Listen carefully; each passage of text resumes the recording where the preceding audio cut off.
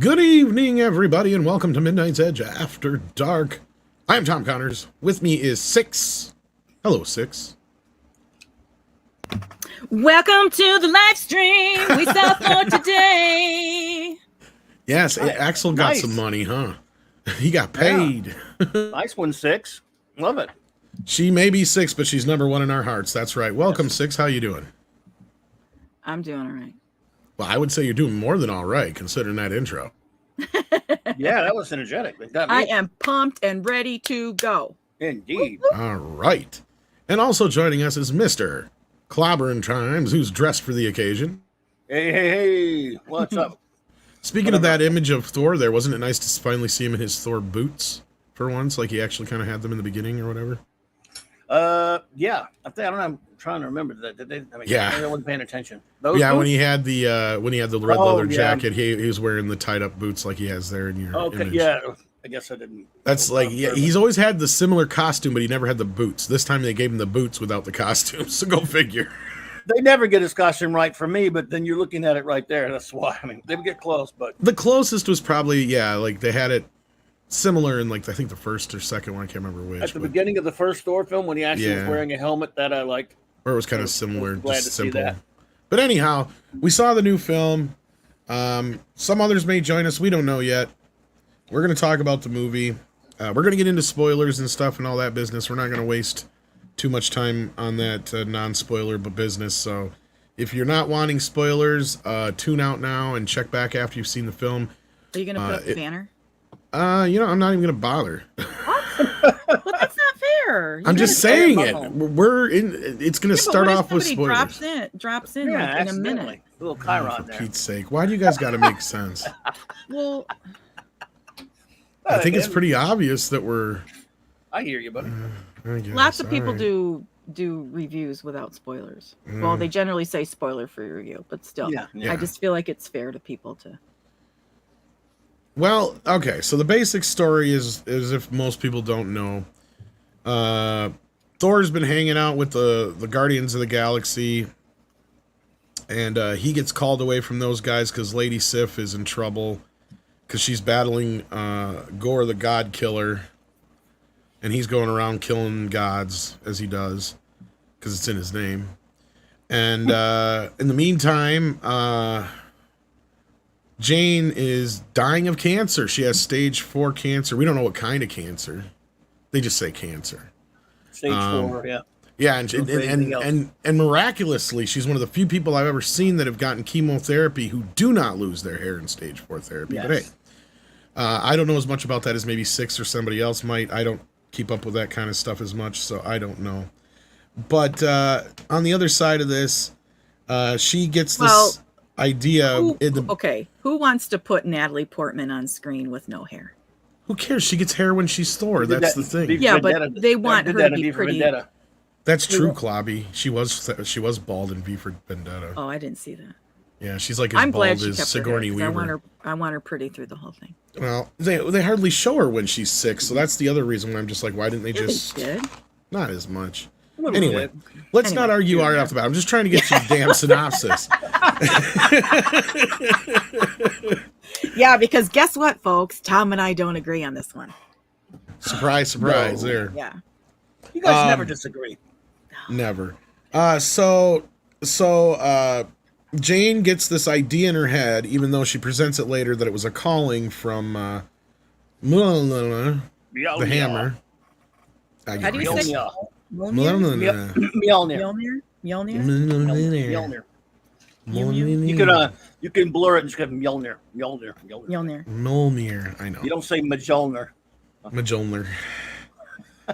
So anyway, so she heads off to New Asgard, and in the meantime, Thor goes and takes care of Lady Sif, learns about Gore the God Killer, heads back to Asgard, because Gore is finding his way to Asgard, and lo and behold, it's probably a trap. And it is. But he is thwarted, and he kidnaps all the children of Asgard. And so it's up to Thor, Lady Thor, who is now, of course, Jane Foster, if you've seen the trailer, and the King of Asgard, a.k.a. Valkyrie. Yeah, Mighty Thor, whatever. I mean, here's the thing. Like, they keep talking like they're family, like they're married. Like she took his last name almost is the way they kind of...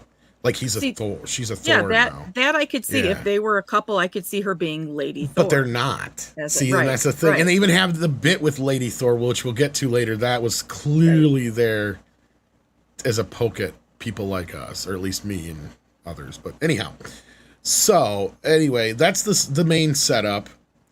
Without getting too far into it right at the very upfront start. So let's get everybody's initial reactions to the film. First, let's talk about how you felt about the first 3 films, and then your overall impressions on this one. Six, since you're the lady here, why don't you start? I really like Thor. I'm a big fan of all 3 previous films. I love Ragnarok. I've been looking forward to this movie for a long time, and then I think it was when they had the trailer with the you flicked too hard and he took his clothes off. That was when I was like, ugh, I don't know about this. But I ended up enjoying it more than I thought I was going to. And I walked out of the theater, or the credits were rolling, and I was excited. I was like, oh, Tom's going to like this. And hopefully other people, who are going to be on me tonight are going to like it. And we're going to have such a good time talking about it. And then it was like an hour later, and I get a message from Tom that said it sucked. And I was like, fuck. Way to bury my review. Wow. Party pooper. Well, you already said you've already given that part away. Sorry. It's all right. So anyway, so basically it sounds like you enjoyed this one. Yeah, I liked it. I'm glad to hear that. All right. Well, unless you had any more to say up front as far as like your overall impression real quick. Kalabhi, about you and your first 3 and what you felt about this one real quick. I like the first film, like most of half of it. I had issues with some parts of the latter half, but enjoyed good bits of the first film, of course, and really like Hemsworth and as a character that I've loved Thor for a long time, of course. Like a lot of people, wasn't the biggest fan of Dark World as a film. But he's still, even in an abysmal film, he's really great fun to watch as Thor.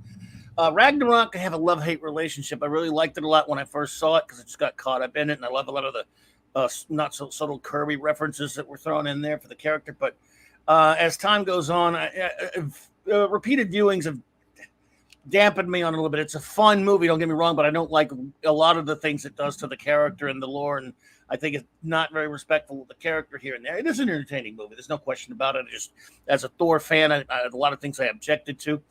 And this one, I enjoyed bits of it starting out. I think the early part of this film, I did enjoy some of it, but almost every scene that I am enjoying in this film, which really looks good and all this kind of stuff, is killed by a joke. An unfunny joke to me. In other words, they'll set something up. So there's some pretty good action sequences here and there. The story with the God Killer. I never read that Jason Aaron's run of the God Killer, but the God Butcher. But I know about him, and he's nothing like the one from the comic. Which is fans of that story will probably be upset with that. That really didn't bother me that much. I thought Christian Bale was kind of a weirdo. He had an interesting start in the film, and it was almost an actually relatively serious start.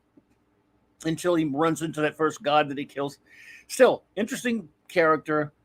And almost every single scene, I don't mind humor in a Marvel film, but almost every single scene that has any kind of gravitas gets shot down with a stupid joke.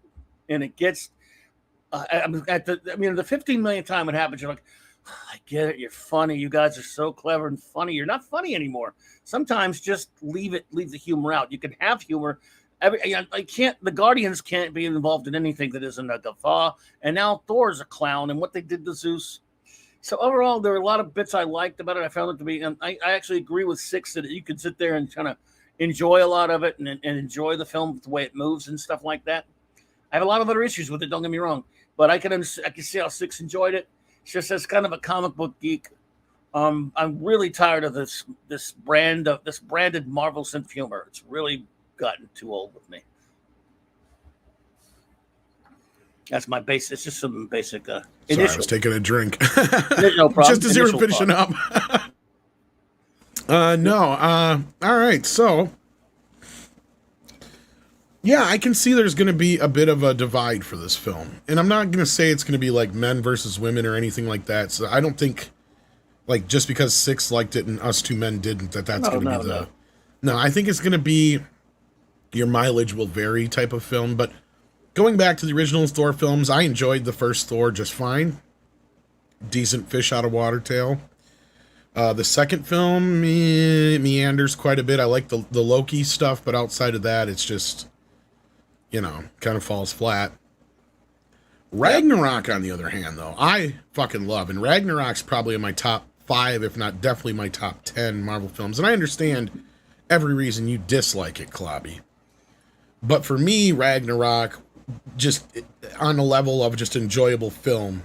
Yeah, it's a lot of fun. It's a lot of fun. Yeah. And I was hoping for that with the 4th film. Unfortunately, I agree with you more so, Klobby, in a sense that every scene is more or less a setup for a shitty joke that doesn't land. And we've gone from decent, fun, tongue-in-cheek, cute jokes in Ragnarok, which for the most part landed. Yeah. Like there's like maybe the joke after Asgard gets blown up where it's like one joke too far at the end of the film. But other than that, I thought it was a pretty well-balanced film overall.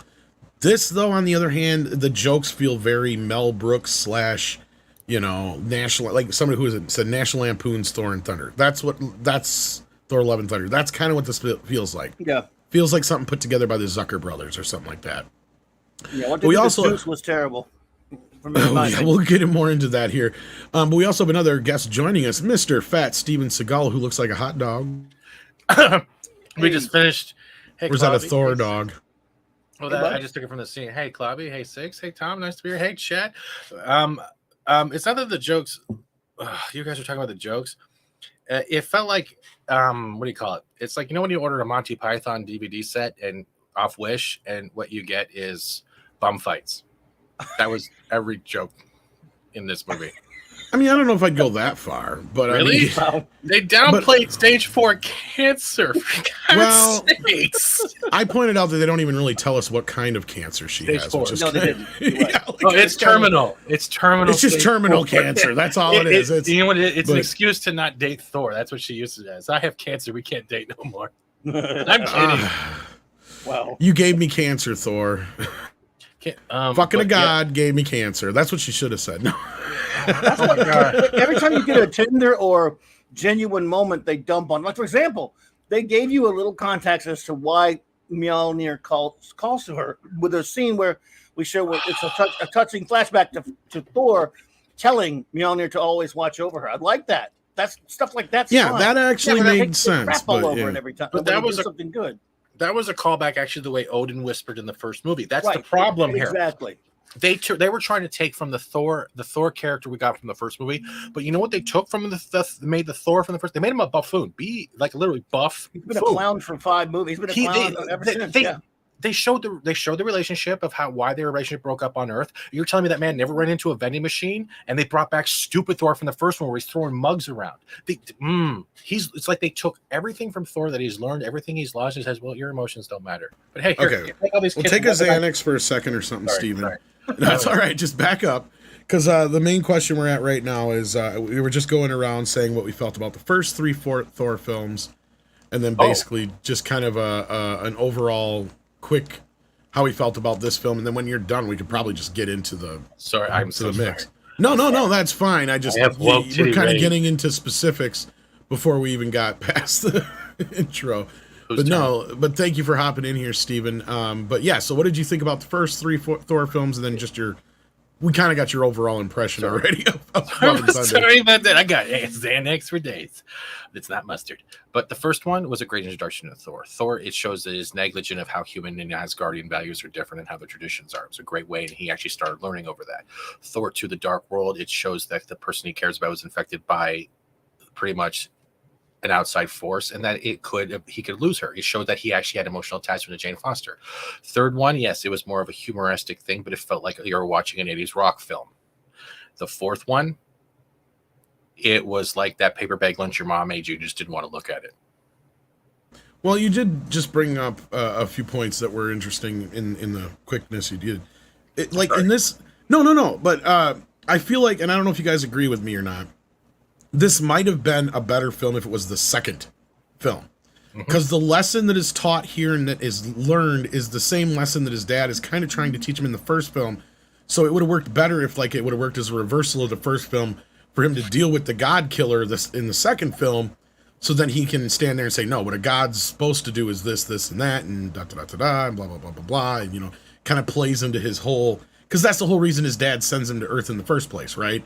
Is he's full of himself and he doesn't have any, sense... Yeah, he's a big brat. He has no sense of what it's like to be human and fearful and all these other things and da-da-da-da. And he's stripped of his powers and sent to Earth. So, he already went through that, right? Yeah. And so he kind of has learned the lesson that Gore is trying to teach the other gods, let's say. So, like, that would have made more sense if it was a second film, maybe. I don't know. It just felt kind of... We've been here, done this with Thor too many times now, and people are right when they saw that in the trailer. I agree. It's like, how many times can he find himself now? He has found himself more than Waldo.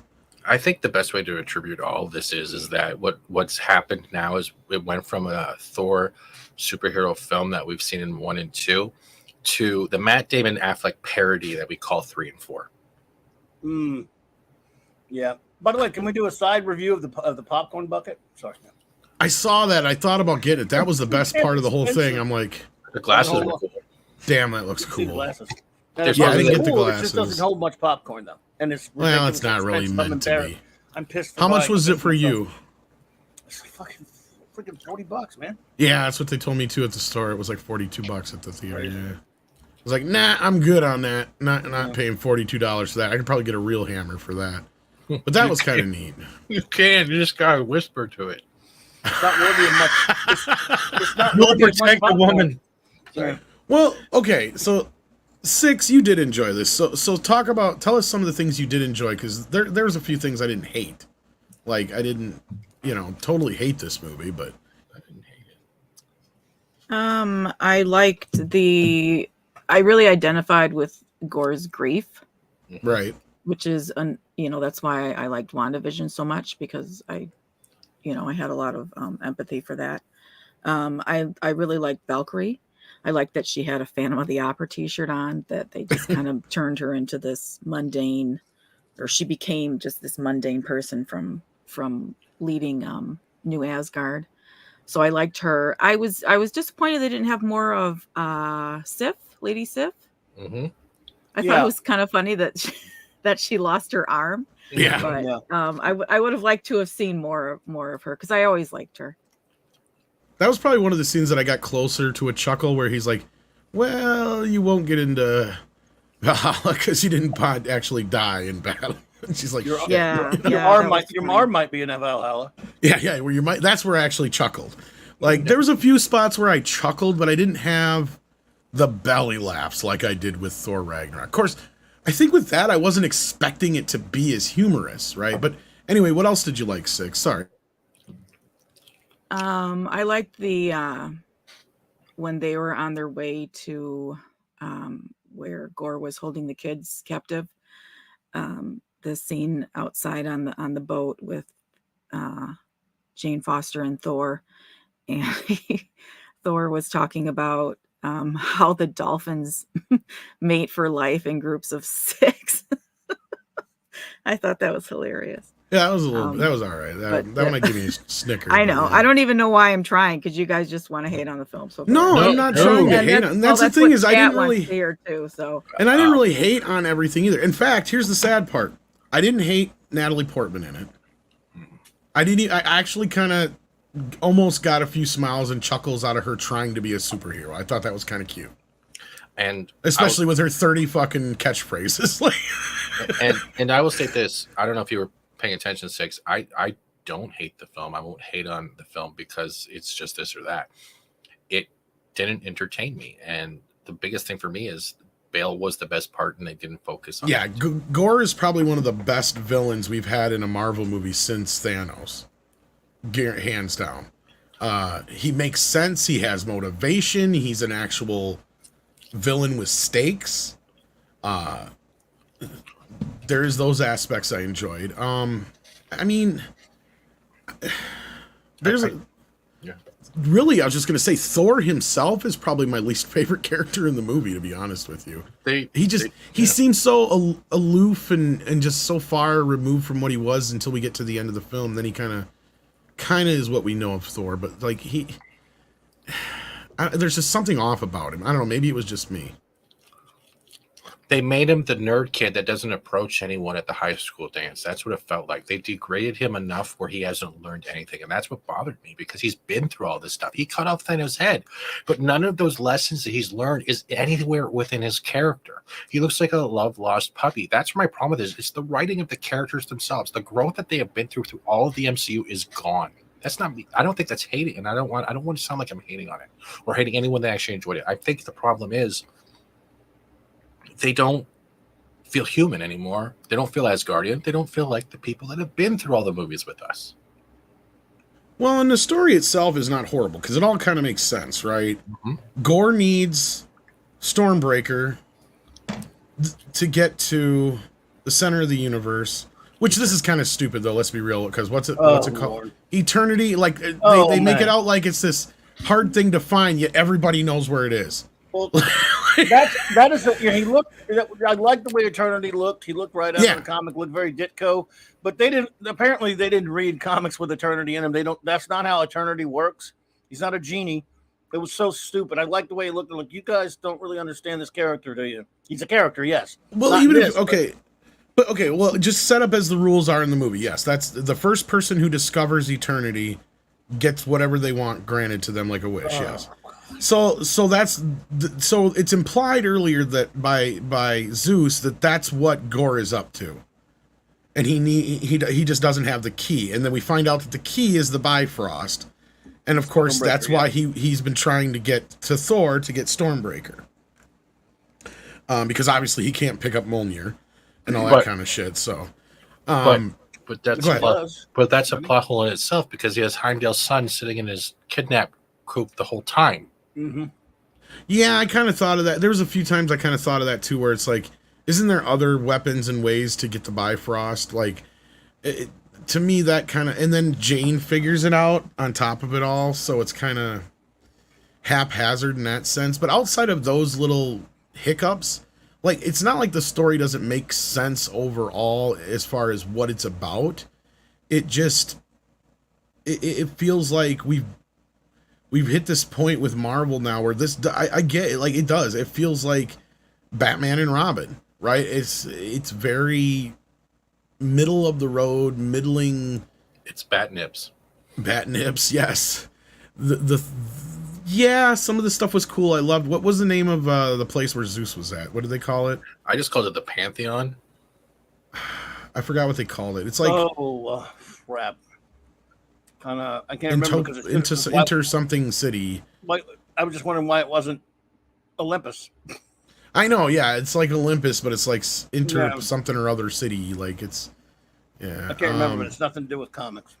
Yeah, and Omnipotent City. Yeah, I think that's something. Yeah, like that. Impotent City, because Omnipotent City is something or other. And those visuals were cool, and I loved how it looked, and that was probably the best stuff in 3D. And there was just something about it that felt, how do I put this? It almost felt like it come out of the 1940s. Just the way it looked. It felt like that picture you see with the different stairwells going different directions, like we saw with Labyrinth. It felt like that kind of. They did a great job on the production design, though. Yeah, it felt like if you were to envision what Olympus would look like, and if you're making a 1940s film, and you had all the money in the world, this is what it would look like. For some reason, they just happened to capture that. Right, because everybody, even all the gods are dressed like all those 1940s and 50s, Greek kind of looks to them. They don't almost probably look like actual historically accurate, more so than they are just like artistically accurate, let's say. But Zeus,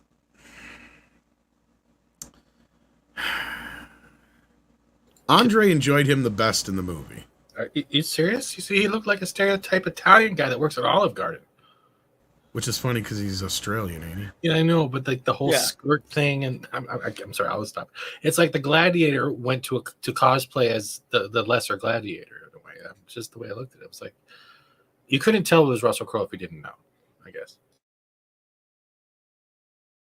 Well, they definitely didn't do him any favors in the fat department, that's for sure. Oh man, he was just a joke. But Zeus shouldn't be a joke.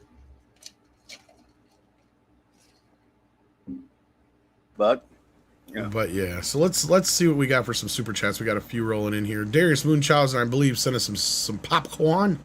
Thank you for that, Darius. Hey. Then we got Beat Bop Boop, who says thoughts on Christian Bale as God, the Gore the God Butcher. He was probably the best part of the movie. By the way, that super sticker probably holds more popcorn than the popcorn bucket. Yeah. They did look cool though. That holder cool looks looking, cool. yeah. I like it. It's just too much. I shouldn't have bought it.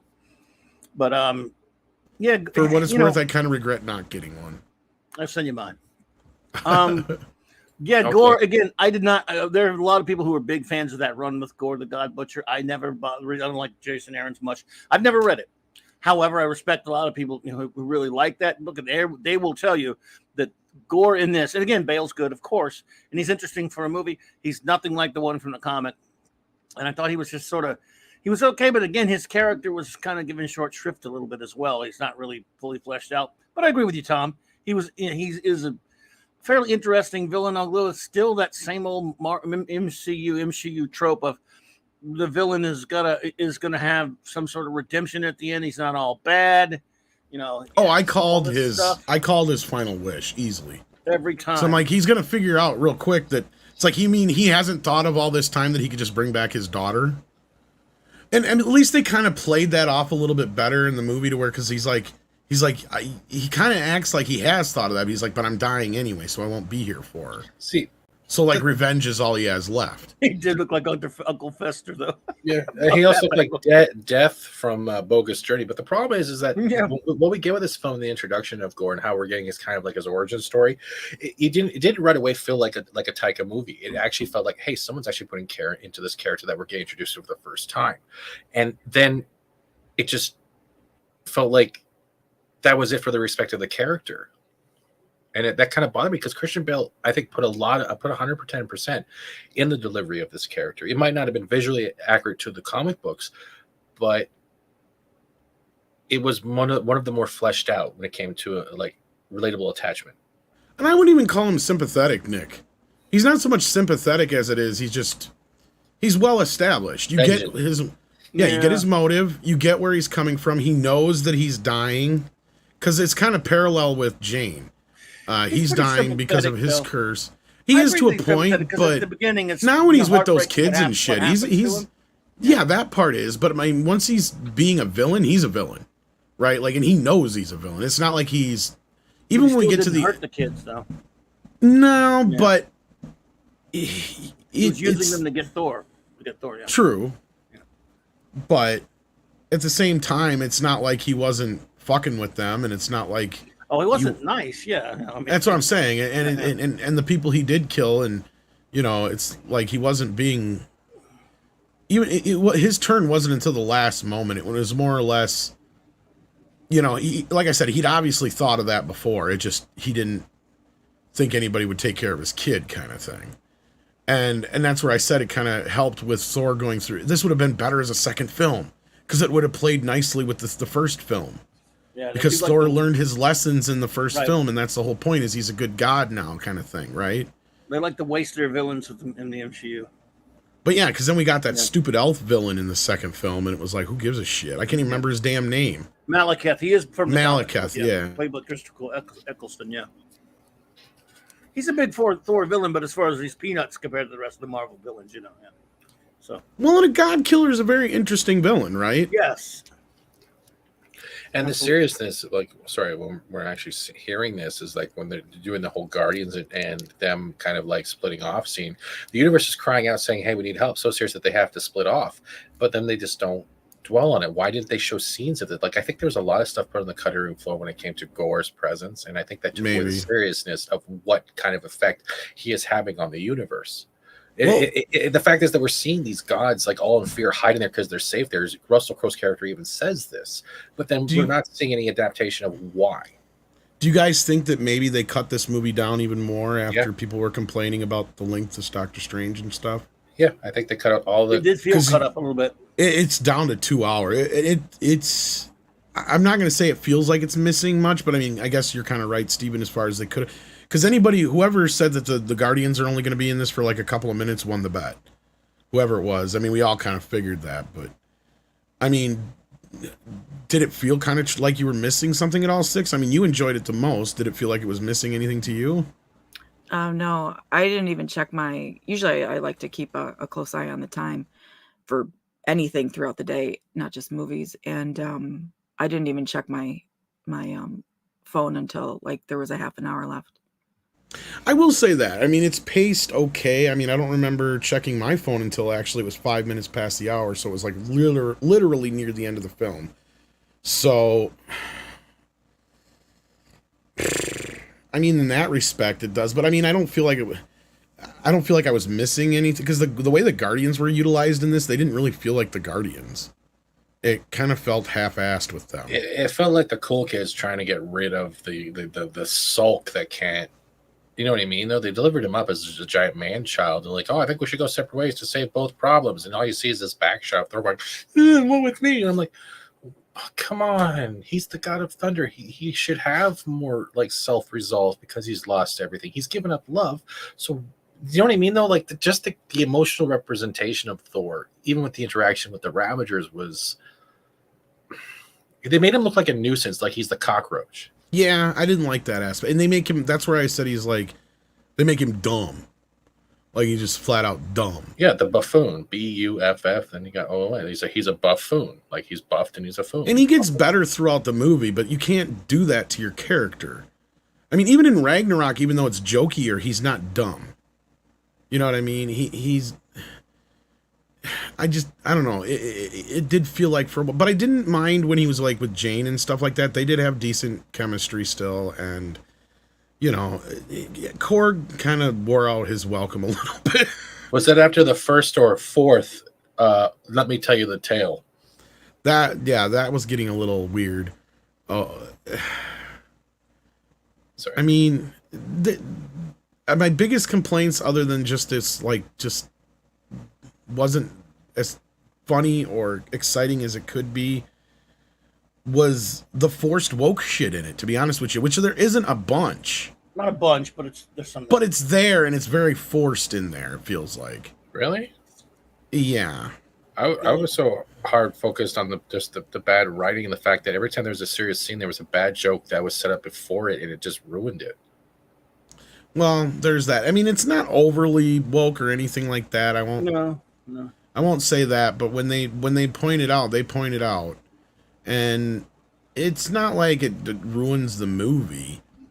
But like watching the movie, which is, I'm curious what everybody's experience was like in the theater, because I think Six, you said your theater was packed. Mine wasn't very packed.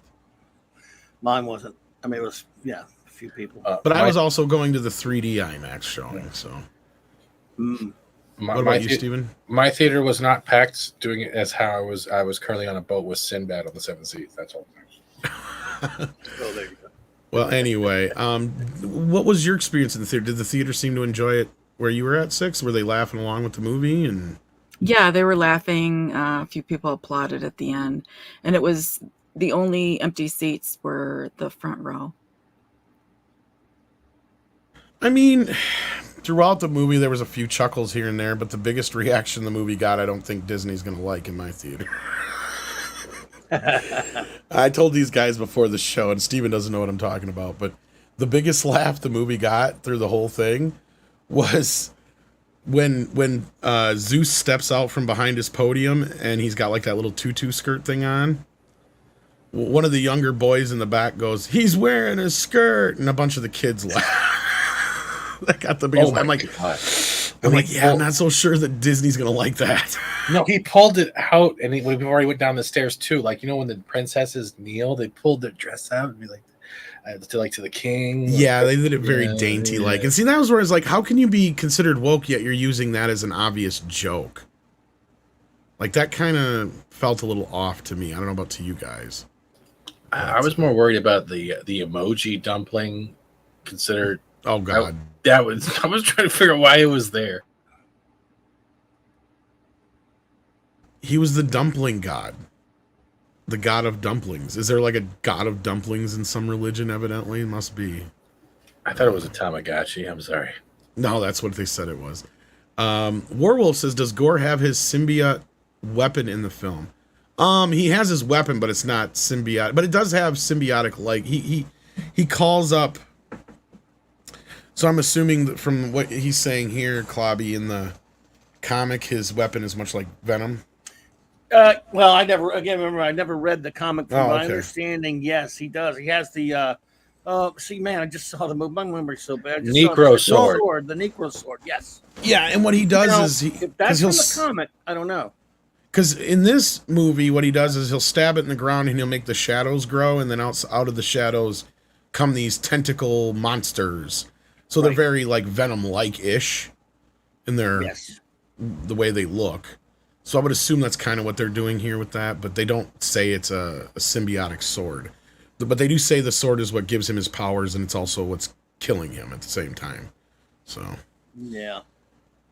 Chris Persia says, as Clobby said, eternity is one of the two avatars of reality. Eternity represents all of time, while his twin sister, Infinity, represents all of space. Yes. Why is it so hard for them to stick to canon? That's ridiculous. I don't know.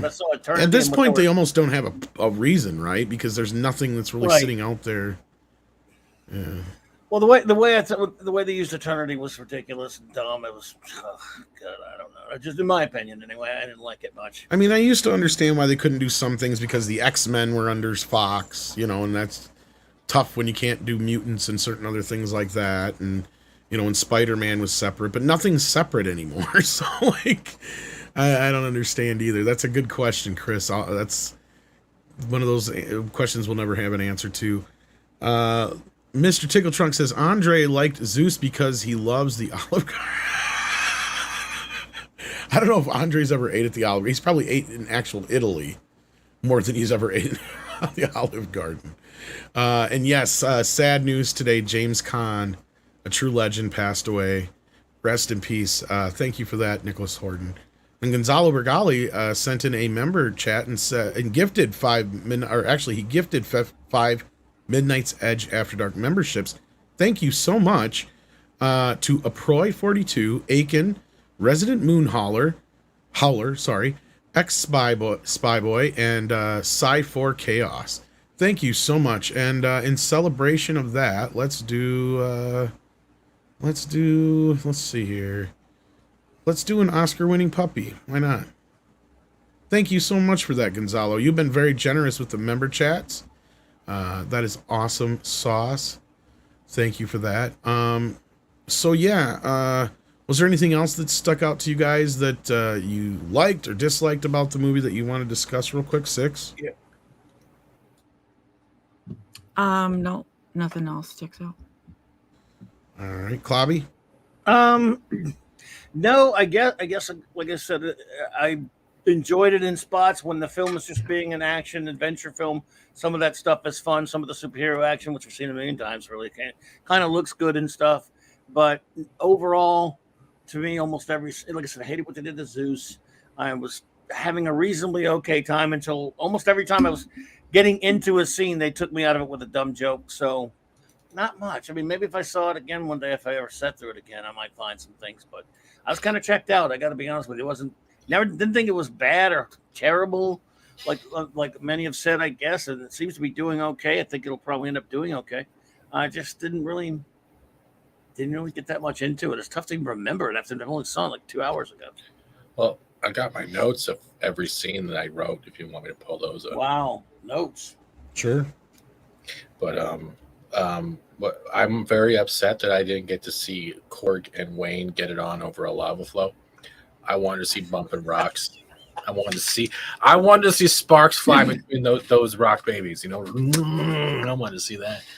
But honestly, like Clobby nailed it. It's I think it's the fact is that they don't know comedic delivery, and whatever they had, whoever was doing it for Ragnarok, it's like they try to take it's like when you're trying to mix tracks together. You have like the 1, 2, 3, 4 beat match kind of thing, and they were trying to do that with jokes, but not every movie and not every song has the same 1, 2, 3, 4. You're not always going to nail it on the first try, and that's the way it felt.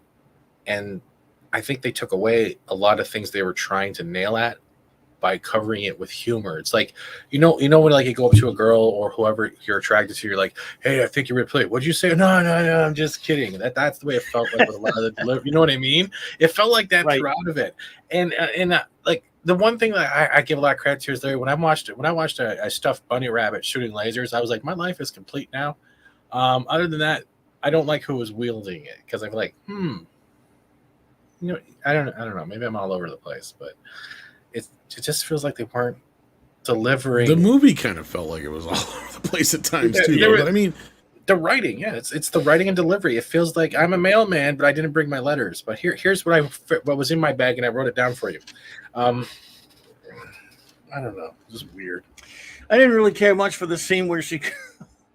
The only cringy bit with me, other than Zeus, was when she calls herself the Mighty Thor. Twice, God! Especially at the end there when she does that. I was like, oh my God. Oh, that was the thing I was referring to earlier. That clearly I'm not Lady Thor. It's like, did you have to put that in there? Really? Call me Dr. Jane Foster, or you can call me the Hammer. Sorry. That was one of the scenes that to me was just like, ugh. And you know what? I didn't really think the ladies were bad in it. Even a lot of people don't like Tessa Thompson. I don't really like Tessa Thompson. I didn't think she was that bad in this one. I didn't think she was bad in this one. I didn't think Natalie Portman was bad. They were fine, and although they did a good job, they were.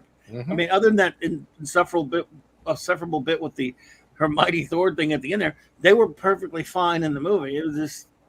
I'm still trying to remember the line that she says after the grape thing too, because she compares his dick or balls to another fruit, and I can't remember what fruit she said. Because she goes, she turns to him and says grape, and just like they do in the trailer, and then afterwards she goes, I don't know, it was more of a whatever, and I can't remember what fruit she said, but it was clearly referring to his Johnson or balls or whatever. So like, yeah. So it's like, yeah, the joke was clearly what you guys were thinking. So anybody who was like, oh no, they're not going to make that joke with the grape thing. It's like, yep, they did. She did a great delivery when she fell over after getting stabbed in the back. But Corey, I think, only had one good line, and I think that was, you must feel bad seeing your ex-Hammer and your ex-girlfriend together.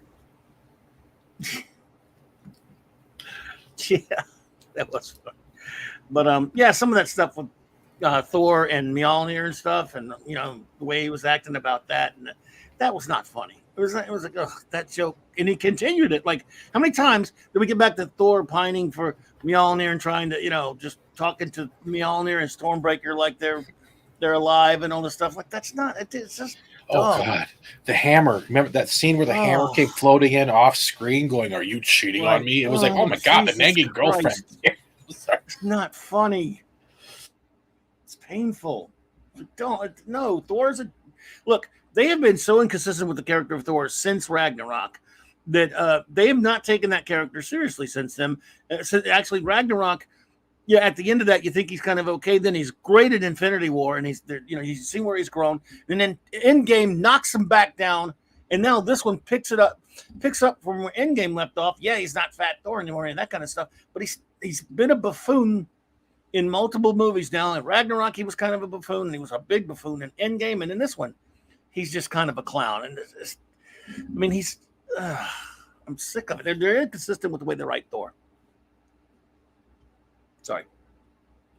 No, it's all right. I got Sadie over here who thinks now's a good time to go potty, even though I let her out twice before the show. Oh. She's thinking now's a good time, but yeah. So 6, was there anything else you didn't want to talk about? Like, because you actually enjoyed it. So, I mean, I'm curious to hear what you liked about it.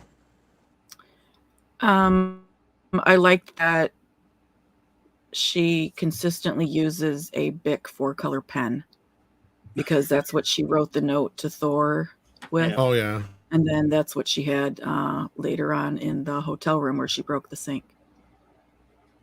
Even though I don't know anyone who writes with a pen like that. I think that was an 80s throwback thing. Yeah, I love those pens. Definitely an 80s throwback thing, I think. Yeah. There was a lot of that. Like, that kind of stuff I enjoyed, I guess. But, I mean, you had, the music was decent. And it was all Guns N' Roses for the most part. There was a couple other songs. There was a Dio song, and I can't remember the dance song they keep playing. Like, when she's like, is it a grenade? And she's like, no, it's a Bluetooth speaker or whatever. So I think that's the same song that's playing when they're in that one scene too, but I can't remember. But no, the soundtrack was all right and that kind of stuff. But what else did you enjoy?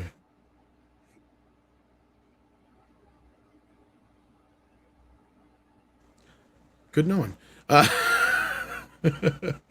Let's see what else we got here for super chats. Jay Bentley says, has anyone figured out Thor, son of Odin, needed to sneak into a god's assembly to ask them for help? I can't get past that. Well, he said they didn't have an invitation and it was invitation only. Were you talking to me? I did ask what else you liked and you didn't answer. So. I thought it was funny, even though you guys hated it, that on Thor's phone he spelled Nick Fury's last name wrong. Did he really? I don't remember that now. He spelled it Furry, Furry. He did, yeah. Yeah, that's cute. I didn't think it's something like that. I mean, he shouldn't be able to spell. That's fine. That I'm fine with. But no, I mean, yeah, it was kind of weird, Jay, but they did at least have the throwaway line that it was reservation only or whatever. But so yeah, and it clearly didn't take Zeus long to figure out who he was and shit like that. So, yeah, there was moments like that kind of stuff didn't bother me as much as some of the other things did. And I mean, really overall, the only thing that just really bothered me is just how flat it fell to me. I mean, I don't know. But there was some stuff that wasn't too bad in it, I guess, overall. But was it Family Affair by Mary J. Blige? That's what it was. Yeah, okay. I don't know those songs that well. That's out of my league. I sang that in karaoke the other week. Yeah, you did, but nice. I don't remember that shit. That's when I fell out of music. If it's past 2000, you're lucky. Maybe 2005, if you're lucky, I might know it. Unless it was a big part of a movie or something, maybe. I got old. Music got bad. Yeah, Thor forgot to RSVP, basically, yes. So no, you'll die for that, Thor? I don't know about that. No. I don't know if I'd say that so much. What's that? I mean, they don't really overshadow Thor in this movie. I mean, Andre was right about that. I mean, the stuff with Jane is not nearly as bad as you would think. Yeah, no, it's not that bad. I mean, no, I mean, really, the setup at the end. The day, though, dude. Yeah, there is that. But you know, she does also, spoilers, die. Yeah. And I didn't have as much a problem with the ending so much as like they just didn't really give us much of a setup for it. Because we get this, because I kind of predicted that he would wish for his daughter back instead of actually wishing all the gods dead. And at that point, it's like, okay, obviously Thor's going to raise him, and they kind of set that up earlier on with Korg talking about, well, Thor would make a good father and all that kind of shit. Oh, God, it was so stupid. It would have worked better had we gotten a little bit. That's the area where I feel like we didn't get enough time with either. Besides the Guardians, was, you know, just getting to know their relationship, because we jumped to an end credit scene where she's being obnoxious to him, and it's like, okay, we're supposed to believe that he's raising this kid happily. It actually is his real life daughter. Is it really? That's his daughter? Oh, and you mean Hemsworth?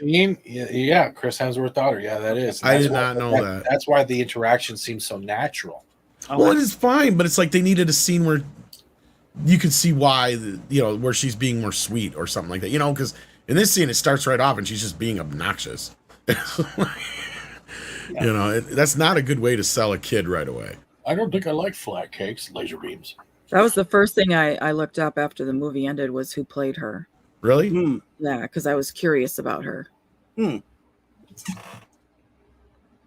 Weird. So you think they're implying that she's going to come back then? Because obviously she's... Probably. Well, it's the way they ended it, right? Yeah. The whole title of the thing.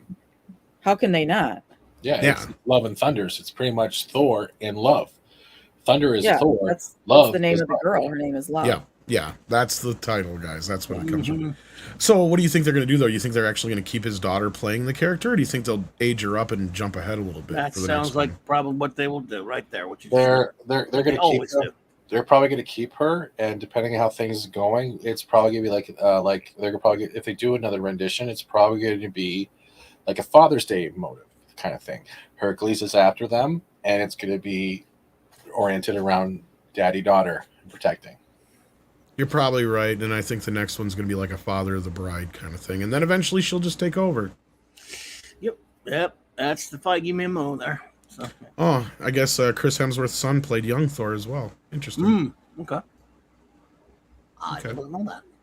Oh, I didn't know. For me, it was more the delivery of writing than anything else in the film. Like, I don't hate anything about it. I can't hate anything about it. I just, if I'm not entertained, I can't hate it. I just find things that pulled me out. I'm not gonna crap on it. I'm not gonna like sit over the bed like Amber going, "What was your deposition?"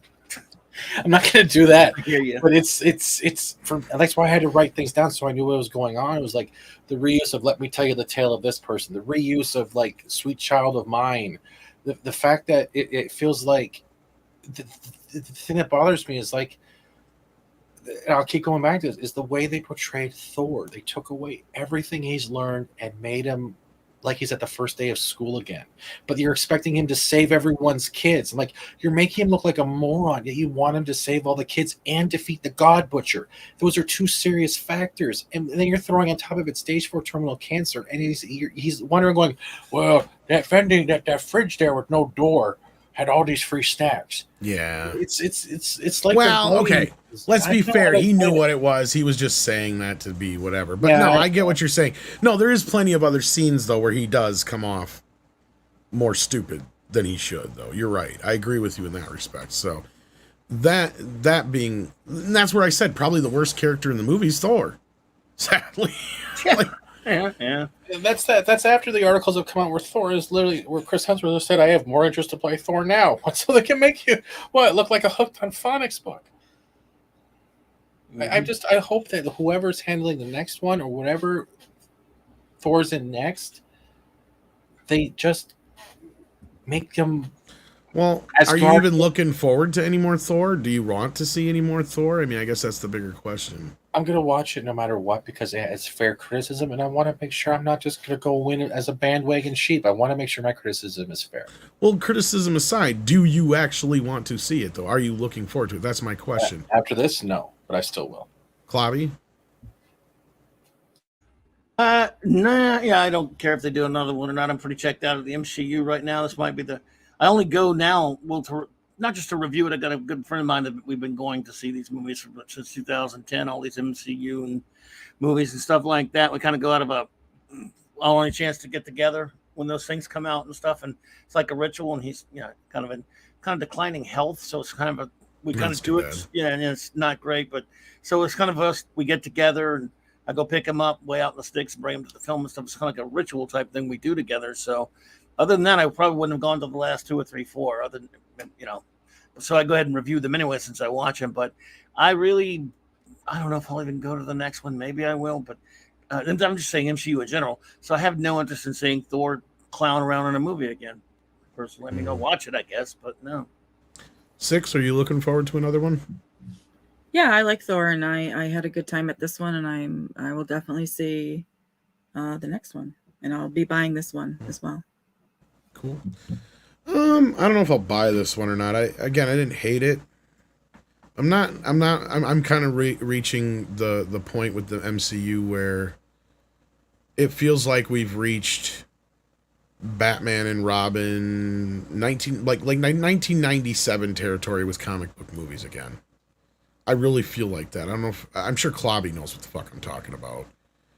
Because in that era, we were getting past the hype of fucking Batman, and we're pre-Spider-Man. So you had 100 Batman ripoffs, and we were getting the bottom of the barrel at that point. But it killed. And even the better shit. And even the better shit was still coming out bad, like Spawn. So, like, yeah. Yeah, it was a killer. It just kind of killed everyone's interest in that kind of stuff for a while. And this isn't going to do that. This movie's going to be liked by, a lot of people. 6 liked it. A lot of people will like it and enjoy it, and it'll do well Won't be like Batman and Robin disaster or anything, but I mean, maybe interest is waning for some people. We'll have to see. I mean, I'm just for me, but I'm a hardcore comics old geezer, that I'm a complainer. What can I tell you? I like my comics the way I want them, and when I watch with movies now, I'm kind of tapped out with them. Like when they do want to watch it, but these characters are not movie characters. I mean, they're comic book characters. I know that to the general public now, they're movie characters. That's what they've become. But to me, they'll always be comic book characters first. And so when I see a movie, if it's good, great. Hey, that was good. It's never going to be the way exactly I want it, but that was good. And I've liked a lot of them, but it's never really. And now I'm not that excited about them. Like I used to look 8, 9, 10 years ago. I was very excited about these movies. Now, take them or leave them. Well, we have more people watching now than we did the entire show, so please hit that like button. We are getting close to wrapping this up here. We're going to kind of give our final thoughts on the film and if we recommend it or not. Let's start with you, Six. Any final thoughts, and would you recommend this to your friends? I would recommend it. All right. Nothing else to say other than that, it sounds like. Clobby? I'm never much of a recommender because that gets you in trouble. If you tell someone to go see something, they go, "Oh, you said that was good and it sucked," or vice versa. But I personally wouldn't, or at least not go to the theater or anything like that. I really did not care. I didn't hate it or anything. I'm kind of like Steven there. I did not hate it or anything like that. Pardon my noise. I just apologize. I thought that thing No was worries. It's Chris Hemsworth. He's coming for He vengeance. is. Just, what are you trashing? Quit talking shit about my movie. You little bastard. Yeah, so no. Have you seen my biceps? Yeah. Have you seen Russell Crowe beat up a boat? Hey, dude, we have the same birthday. Cut me some slack. Tiger. Yeah, he's okay with me. He knows that he can't please me. But no, I'd say judge for yourself. But I wouldn't recommend anyone go out of their way to see it. But miles vary, buddy. Yeah. Steven? Honestly, because if you have kids in let's say from maybe age 5 to about age 12, they will enjoy it, and it is a good film to maybe go with kids to get that. You think so? I had someone on my panel right before I came here, and they said that they went with their niece as well as their neighbor's kids, and a lot of them laughed and had a good time because it has that visual aesthetic where it just keeps them entertained. Maybe. But as for someone that I expect like substance, and I'm not saying it doesn't have substance, but for as a personal bias, I have never written so many notes about a movie before, trying to make sure I wasn't being just the hate train. That it's a movie you can put on in the back, but you won't turn your head all that time. And I wish we can get more of the MCU. Maybe I'm oversaturated, but take it with family. But make up your own decision. It's a maybe. Yeah. Yeah, Tom, and I'll just add, again, this is not going to be one of those where universally people are just going to dog on it and are despising it. It's going to be more like a middle range where some people, like Six, whose opinion I respect a lot, liked it. Other people won't. And it's not, you're not really hearing anyone going, I loved it. It was the greatest thing ever. Or it was more horrible, worst thing ever. It's not getting any of that. It's kind of mixed, it seems like to me, with, the reactions. Can I quote Amy quickly? This is from Rotten Tomatoes. Sure, go ahead. I laughed. I cried. This movie is a masterpiece. Thor is now one of my favorite Avengers. I stand corrected. It was better than Cats. I will see it again and again. I know, No, I'll be so honest with you. I'm something going to compare it to another movie, not Batman and Robin. And I don't want anybody to take this as a joke. This is seriously, and I think this is why Six and certain people will like this. This movie will. I think you're kind of right, Steven, but I think the age group that's going to like this is the same type of group that likes stuff like Twilight, because it has a very fantastical, romantic nature to the film.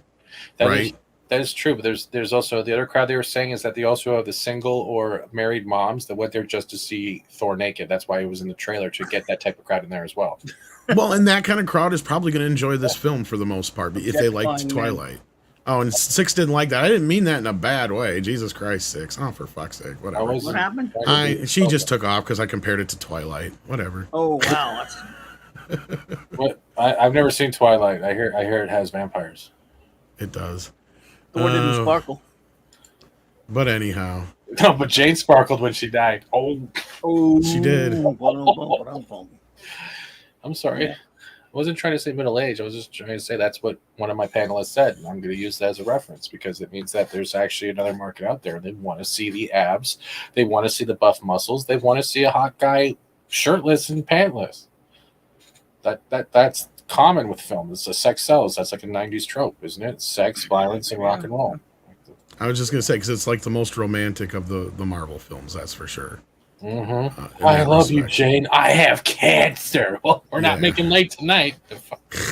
In that respect, though, it is. It's him pining over her the way he is, and oh my God, it was like a dumped boyfriend that has, or dumped anyone that hasn't gotten over it. That's the worst part of it. Like, you're making him look like a lost puppy. You were equals in a relationship, and all of a sudden you're like, I've never let him go. And well, at least they let it show that he had other relationships besides her. He banged everyone in the universe. Yes. Yeah. He showed all that. And Chloe, the reason I had everybody kind of recommend or not recommend is I don't tend to like to ask people to do the ratings because not everybody likes to do a rating. But if you guys want to give the movie a rating, go ahead. I'm going to give it a 5 out of 10. What would you say if you want to? If you don't want to, don't. That's fair enough. 5 out of 10. I don't hate it or anything. Didn't really think much of it and thought there was a lot of dumb crap in it, but could have been worse, I guess. Sure. I give it maybe 5.5 woke titties out of 10 woke titties. I just wanted to say woke titties. I'm sorry. All right. Well, there's our ratings. So go ahead and check out the film.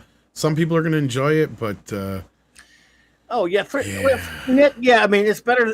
It's anything's better than Eternals. It's not Eternals level horrible. There are things you can enjoy in this movie. There's nothing you can enjoy in Eternals. But you guys watched Eternals? I didn't even touch that shit. My TV. Nick and I reviewed it, dude. I'm so sorry. Yeah, it was not good.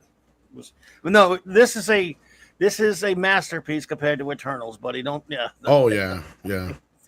What I've seen of that is for sure. I mean, it's in that Doctor Strange level.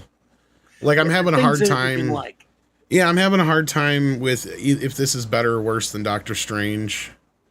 Like in some respects it's better, but in some respects I think I had a little bit more fun with Doctor Strange, even though Doctor Strange was no fun. Like, wasn't much fun, but there was some. And this fun was like it was trying to force you to have fun. This movie felt like felt like when your parents drag you to the fucking fair and you don't want to go because it's a real shitty fair, and they make you get on like the teacup ride and the merry-go-round, and you're like, I'm 12, but enjoy the fucking ride. It's like, yeah, but it's for 2-year-olds, like that's what it felt like. It felt that too, but it also felt like it's like that joke that goes around the left can't meme. It was like, hey, here's a perfect example why.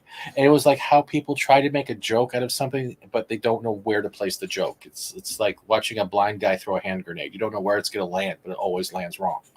Right. I don't know about rewatching it. I was drunk. I'm drunk right now. I don't know if I can rewatch it drunk. I'm not a drinker, but I watched it sober. But as soon as I was done that, and my notes were nice, I popped open 2 740 Miller King cans, and then I did my review because I couldn't process it correctly because I felt like. Well, I mean, some people are going to enjoy it. For some people, it's just not going to be their speed. It's going to feel slow and. How was the budget? I think it was like a $200 million budget. Oh my God! So it might not. Will it be Buzz Lightyear? I'm sure it'll do better than Buzz Lightyear. I hope so, because Jesus. But we're going to wrap it up there. Clobby's got a show coming up here. You want to plug that real quick, Clobby? Yeah. Oh, just Clobby's Clubhouse, the standard Thursday night show that we do with Raquel and Mark D with the C. Where we just talk. Well, we'll probably talk about this. I don't know what we'll talk about tonight, but we geek out with all of our good friends over there, and that is, of course, in about 20 minutes, and we go for a good while there, and so it's appreciated if you want to come by and visit. I guess Sherry says it's 250. Jesus Christ! Whoa. Oh my! Oh. That's a lot. They're going to make it back, but it might have a long road ahead of it. We'll see. Some people might eat this up, though. It might have some repeat business. We'll see. Because remember, Thor Ragnarok did very well. You got anything coming up, Steven, you want to plug?